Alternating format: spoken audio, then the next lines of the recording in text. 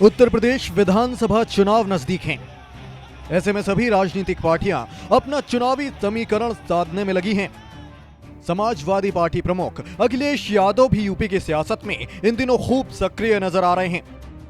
वो पहले ही ऐलान कर चुके हैं कि उनकी पार्टी बड़े दलों से नहीं, छोटे दलों से गठबंधन करेगी।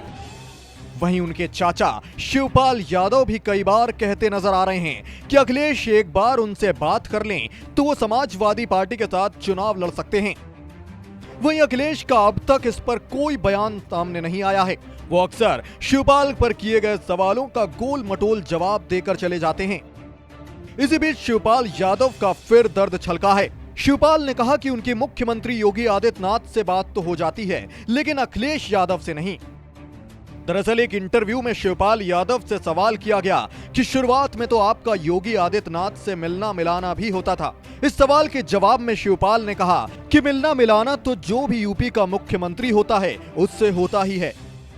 उनकी बात पर पत्रकार ने टोकते हुए कहा कि लेकिन मायावती से तो आपकी मुलाकात नहीं होती थी। उस सवाल को टालते हुए उन्होंने कहा कि मैं तो स्वर्गीय कल्याण सिंह से कई बार मिला हूं। अपनी बात को आगे बढ़ाते हुए उन्होंने कहा कि विपक्ष का नेता मिले तो सबको खुशी होनी चाहिए। नौकरशाही सुन नहीं रही है और उसकी शिकायत तो होगी, योगी आदित्यनाथ से ही करनी पड़ेगी।